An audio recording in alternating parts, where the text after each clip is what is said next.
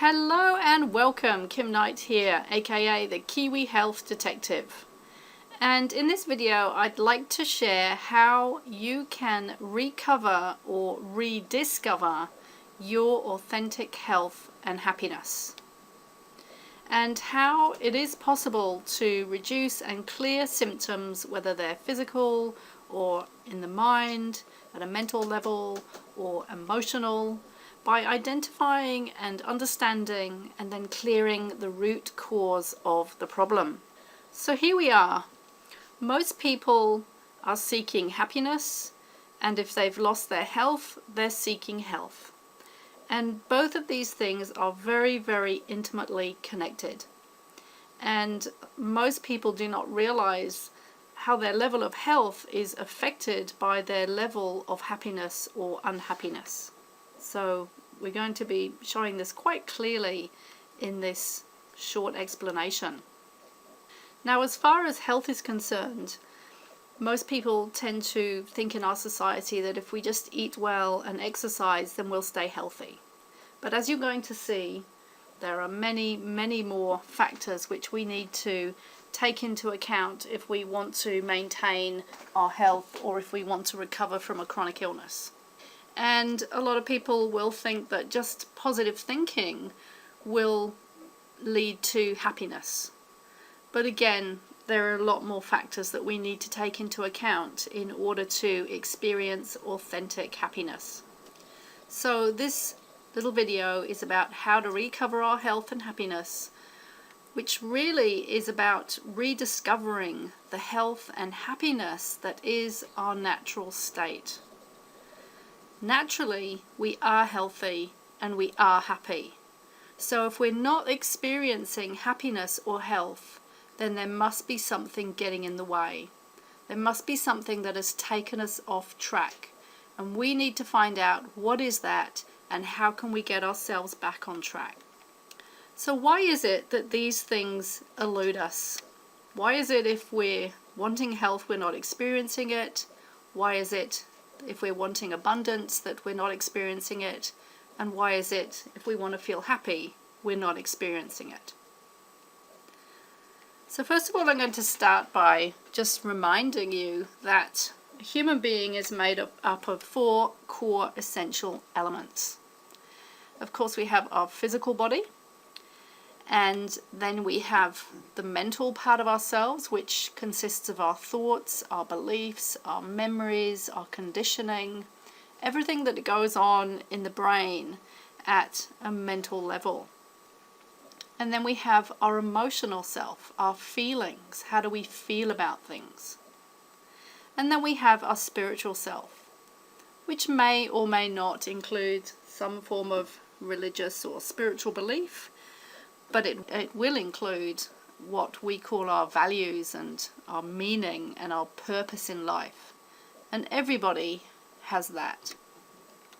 So how can we find or re-find our happiness and health? Because as I said before, these things are already inside of us. And it's a bit like the sun shining through the clouds. The clouds can be there or not, but the sun is always there. And sometimes the clouds, when they're there, they prevent the sun from shining through. And that's the same thing with happiness and health. And we just need to find our way back to that experience. So the way I see it, there are 4 core areas of life that a human being tends to experience. We have anything to do with relationships and connection, which could be our family, our children, it could be work colleagues or friends. So anything that has to do with relationships and connection with other human beings. And then we have our career and life purpose and our meaning in life and service and what we're here to bring to the world, because we all have something to bring to the world and to gift to the world. And then we have money and abundance. And abundance doesn't just mean financial abundance, it means abundance in many different areas of our life. But we do live in a world where money is a necessity for most people on the planet, unless you're living in the Amazon jungle in a tribe where they don't need money. But in our Western world, we need money to survive. And then we have our health and well-being, which includes our physical well-being, our mental well-being, our emotional well-being, and our spiritual well-being. And they're all interconnected. So this is how I like to describe how we end up with what either we do or we don't want in our life. Because you see, we live in a universe that has what we call universal laws. And one of the universal laws is the law of cause and effect. And we can either end up getting the effect that we want or an effect that we don't want.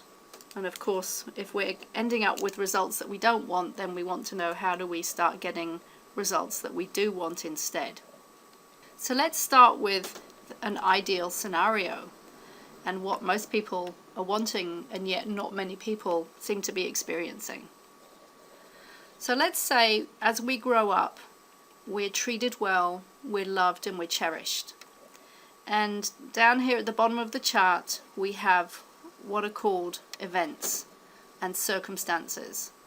So the events and circumstances of, say, this person's life, person A, is that they are born into an environment and a family where they're treated well, they're loved, and they're cherished.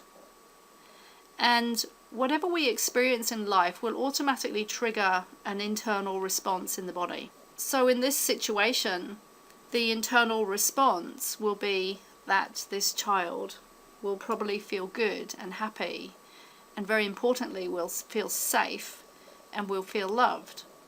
And safety is a huge issue for human beings. We need to feel physically safe and we need to feel emotionally safe.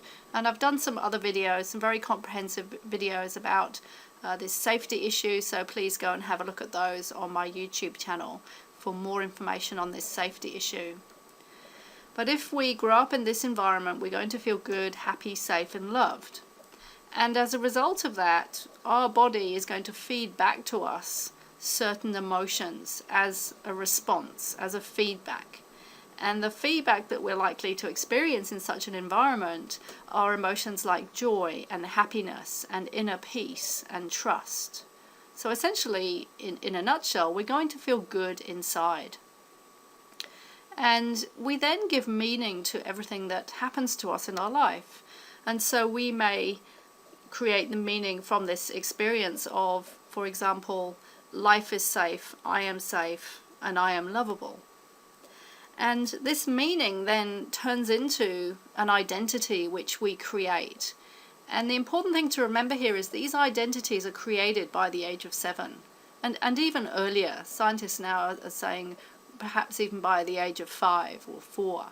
So these identities are created very, very early on in life, but we don't realize that we're creating these identities at the time. And so, for example, in this type of scenario, we could create an identity of I'm lovable, I deserve love, and good things happen to me because that is my experience. And out of our identity and our belief, we will create our behaviors. And so, for example, if somebody has experienced love as they've been growing up, then they will then in turn treat themselves with love, and they will treat others with love.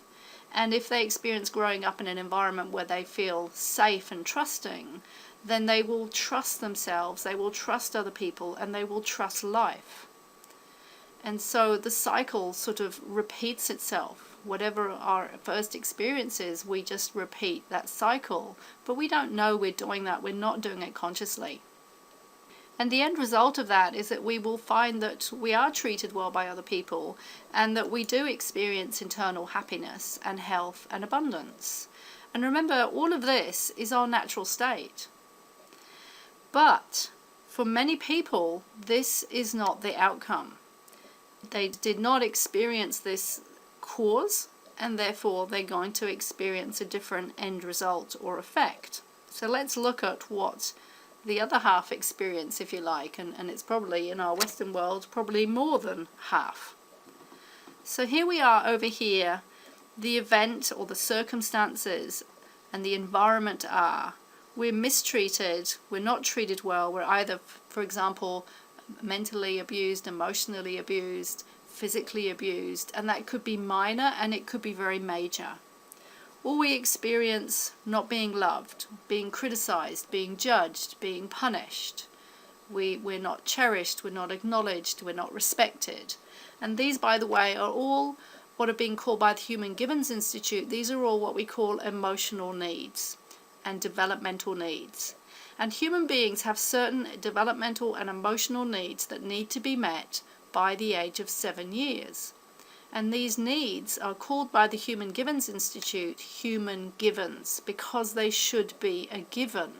But unfortunately, for many, many people, and certainly the people that I'm working with, these needs have not been met. They're either not being met at all, or they're very undermet. And that has consequences, as we're going to see. So as a result of that, remember, our body will have an internal response, and the internal response in this type of situation is we're going to feel bad, and we're not going to feel safe, and we're not going to feel happy, and we're not going to feel loved. And that will be the automatic internal response inside our body at a visceral level, and also then at a mental level. And as a result of that, our body responds by creating and generating quite automatically certain emotional responses. And these emotional responses will be emotions such as fear, shame, guilt, anger, resentment, sadness, hurt, and mistrust. But the big one is fear. And what starts to happen is that we start to fear being our authentic self. And good health and happiness rest upon a bedrock of authenticity. We have to be who we truly are if we want to experience health and happiness. And that has all got buried for the people over on the right-hand side here of this diagram. And so we make meaning out of these events. For example, life is unsafe, I'm unlovable, I'm unworthy.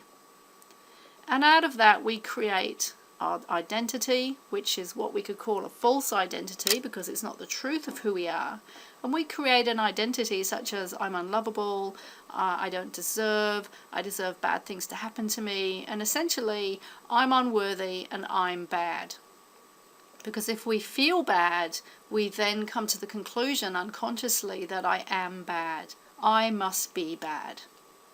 And out of that, we then develop behaviors such as not treating ourselves well, or being afraid of others, or being afraid of speaking our truth, or not trusting on ourselves, or not trusting in life, and allowing others to continue to treat us badly, because we don't want to re-experience the emotions and the lack of emotional or physical safety that we originally experienced. So we're continually trying to protect ourselves from re-feeling the fear and the shame and the guilt and the anger and the sadness and the hurt and all those emotions that were originally experienced.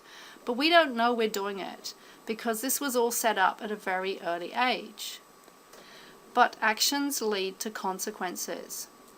And what happens is when we don't treat ourselves well, and we don't act authentically, and we don't look after ourselves, and we don't create clear boundaries with others, and we don't communicate how we're honestly feeling, and we're essentially not putting ourselves first, then what will happen is our body will go into a continuous state of stress and a continuous state of dis-ease. And that dis-ease will lead to what we don't want ending up in our life. Now, for some people that just may be unhappiness and, for example, depression, which is an extreme level of unhappiness. And depression, it has a lot to do with depressing those emotions that we don't want to feel. So some people will end up just with a level of unhappiness which could be minor to major. And for myself personally, mine was on the major end of the scale. I had clinical depression and was even hospitalized at one point with that depression because I had a whole heap of unhappiness inside of me which I hadn't recognized. But at that point, we wouldn't say, well, most people wouldn't say that that is necessarily a physical illness, although actually it is a physiological phenomenon. And then what happens is, if that continues and furthers, and if the dis-ease continues, then some people will end up with illness. And that could be some sort of pain that we just don't seem to understand. It could be some ongoing back problem, for example, that's not considered like a major issue, but it's, we're continuously putting our back out. Or it could end up with a more chronic long-term illness with very specific symptoms, such as chronic fatigue or fibromyalgia or irritable bowel or a post-viral fatigue, and many other illnesses, or cancer, for example. So we end up with what we don't want in our life. And that will be on these 4 levels. We end up also with our relationships not working, not feeling able to connect with people. We'll find that our career is not going well. We don't know what our life purpose is. We don't seem to be able to find meaning in life. We don't know what to do. We'll find that we're not experiencing abundance in every aspect of our life, and in particular financial abundance will be missing. And we'll not be experiencing good health and well-being. So this is how it's all set up. So of course one could look at this and think, well, I'm over on the right hand side here and all these not so good things happen to me and I've ended up with these results that I don't want. How am I ever going to get what I want when I didn't experience what I needed to experience in the first place to get to the good results? Well, the good news is this can be undone. We can change this and we can start to get the results that we want. And I know that because it's my own personal experience. It's taken a lot of hard work, but I know it's true. I want to share now how I explain how I work and how we can undo this. Now, if your car breaks down, and if you're like me and you don't really understand how a car works, then you may need to take it to a mechanic, somebody who's an expert in fixing cars. And in that workshop, a mechanic is going to have a number of tools to fix the car. And what we want is, we want to be able to, well, certainly for myself, I want to be able to take my car to the mechanic. I'm not interested in what tools he has, and I'm not interested in how he does the work. But what I am interested in is that he can fix my car. And so when I take my car to my mechanic, that is what I do. And of course the most essential first part of fixing a car is to be able to identify the problem, to identify why the car isn't working, because if we don't do that first, then we have no hope of being able to fix it. So that is the first thing that I do when I work with clients, is we identify what has really caused the problem. And of course we're going to be looking at some of those things that I've just shared and getting clarity on that. Because the problem with human beings is that we all have what we call our blind spot, or our dark side of the moon. And as much as we try to look and look and look and find, we cannot see certain parts of ourselves. And these parts of ourselves lie in our unconscious. But it can be very easy for other people to see these parts. So we have these tools which, from my perspective, are the techniques which I have to offer. And those techniques come from certain therapies. So I've trained in many different therapies, and each of those therapies have different techniques. And what I really advise people to understand is not to get attached to the name of a therapy. It is much more important to understand or know, does this therapy have the techniques that I need? So it could be called banana therapy. It really doesn't matter. It's just important that that therapy has the techniques which you need. And it's also really important to understand there's not necessarily any one therapy which has all the solutions or all the tools or all the techniques. That would be impossible. For a few people that will work, but I would say that was probably potentially maybe 5% of the population who just only need one therapy. For the other 95%, they're going to have to try a few different things, because it's a little bit like saying, only one religion would suit the whole world, would suit everybody in the world. It's not realistic. So that doesn't mean that there's something wrong with the therapies, it just means that they all have something different to offer. And the other thing is what I discovered for myself, because I tried nearly 200 therapies on my journey back to health. And that is a lot of therapies. So I've really tried a lot. And when people say, oh, have you tried such and such? I usually say, yes, I've experienced that. So just remember not to get attached to the name of a therapy, and instead rather be drawn to what feels right for you, both in terms of you're drawn to a particular therapy and you're also drawn to a therapist. And that's where we need to use our gut instinct and our intuition to decide, does this feel right for me? Because that is the best guide to go with. If you feel excited by something and you feel drawn to something, then that is probably the right one for you. So just going to give a little bit more explanation of how I work without going into the detail of the techniques, because the techniques themselves are not important. It's the end result that is important. And the way I like to explain this is that if we want to know what a banana tastes like, we actually have to eat one. It's impossible for somebody else to describe to you what a banana tastes like and for you to have a good understanding of that. You actually have to eat that banana to truly know what it tastes like. And then you would probably find it's difficult to describe that taste to somebody else. And so the reason I share this is that until we start working together, it's going to be quite difficult to fully explain what the techniques are that I offer. And so what I'm trying to help people instead with is to understand how I work, my approach to how I work with you. And if you think about it, if you go to an accountant, for example, and you want your accounts done, you don't need to know what software are they using. You just want to know that the job is going to get done. Just like taking your car to a mechanic, you don't need to know what tools they're using. You just want to know that the job is going to get done. So let's look at how I work. So first of all, we have you. Obviously, you're a big part, the main part of the equation here. And then we have the topic of health.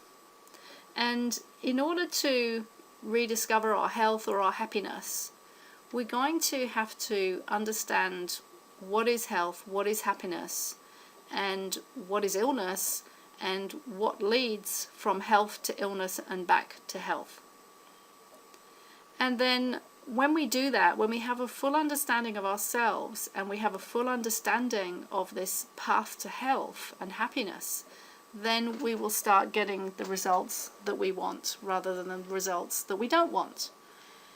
So we're going to have to first of all understand you, and most importantly it's about you understanding you. And one of my favorite sayings is, all healing is awareness, becoming aware of what we were previously unaware of, and then we have new choices. So a lot of the work that we're going to be doing together is about helping you to see the parts of you that you've not yet seen. And as soon as we start to understand ourselves in a much bigger way, change starts to happen all by itself. And then we're going to be understanding, and this is where my teaching comes in, is understanding what is this path to health and happiness, which I like to call understanding the laws of health, which was something that I was taught by my Qigong teacher. And in Qigong, we learn that there are these laws of health and laws of the universe, and we even have our own personal laws, if you like. So we have to learn how to follow our own laws and how to follow the laws of life and the laws of health. And just like in society, we have certain laws that keep society on track, such as not drinking and driving, not killing other people, not stealing. And if we break those laws, there are consequences. And so when we break the laws of health and the laws of life, there are consequences, which is what we previously saw. And by the way, it's very important not to go into any self-blame here of, oh, well, I've just, ruined my whole life and it's all my fault. Please don't do that. These circumstances that are set up early on in life, we were young, we were a child. It is not our fault. even though there may be bigger reasons for it, which we come to experience and discover as we come out the other side of all these challenges, we have to not go into blame and making it our fault, because we were just an innocent child. And so when we understand ourselves, or when you understand yourself and you understand these laws of health, then transformation is going to happen. And so, of course, what we need to do is we need to bridge this gap between understanding ourselves and understanding the laws of health and happiness. And then we need to have an action plan. We need to know what to do, what changes we need to make. And that is exactly what I show people. So, for example, on the diagram earlier, I talked about behaviors of, for example, not looking after ourselves, not putting ourselves first, not creating clear boundaries. We will look very in depth at these behaviors and changing these actions and these habits and these behaviors. And these behaviors and habits, they can be internal, just at a thought level, and they can also be external in terms of how we do our life. Do we have work-life balance, or are we working 16 hours a day? That's just one example of an external behavior. And then, of course, we find that we will start getting resolution, and we will reach the end goal, whatever that end goal is that we're wanting, whether it's in one of those 4 core areas of our life, and usually it will be in every area at some level because they're all connected. So whether it's in the relationships and connection area, or is it at the health and well-being area, or is it in the abundance area, or is it in our career and vocation area, we're going to start getting more of this end goal that we've been wanting all along, but which has been eluding us because of all the other stuff that hasn't been addressed. And so in order to understand you, just to go a little deeper into what this understanding you is about, we are going to be, first of all, looking at your past and what has led to the present, because, as I said before, we live in a universe of cause and effect. And then mainly we're going to be focusing on the present. So in the first session, it is really about looking at the past, because that first session sets the foundation for me getting a bird's eye view of your life so that you can fill in the missing pieces. And that is a very essential first step, and that is what we do in our first session together. And from then on, we will purely be looking at solutions. It's completely solution orientated, and we will be looking at your present, and then as you start to recover, especially if we're dealing with health issues, we're going to deal first of all with the present, and then of course we can start to look to the future. And as I said before, in order to do this, we need to understand the laws of health. We need to look at our physical, emotional, mental, spiritual aspects of ourselves and change what needs to be changed, and heal what needs to be healed, and transform what needs to be transformed. And then we have transformation. And when we heal, we transform, and we are never the same again. So in order to heal, we are going to have to change. We are going to have to transform. And I'm here to guide you in how to do that, so that does not have to be a scary experience. And so I'm going to be teaching you new strategies that will lead you to health and happiness and abundance, rather than illness and unhappiness and lack of money, for example. And then you reach your end goal. I've shared elsewhere my personal story of recovery from 20 years of chronic illness. And so you can watch those videos to see how I came through to start changing these end results for myself. And there are plenty of client recovery stories on my website, so do feel free to peruse them. And I have many videos on YouTube, and I'm constantly adding to YouTube and also my blog and iTunes with different inspirational bits of information and stories and advice and whatever. So do go and check those out. And of course, if you feel like you want some personal guidance, then do get in touch. My contact details are on the website. And I also have some self-help online programs which you can find from my website. So I hope that's given you a good idea, an introduction perhaps to how I work, the approach that I use, and how we can start to get the results that we've been wanting maybe for many, many years. And whichever way you go, I truly wish that you find what you are looking for and what you deserve.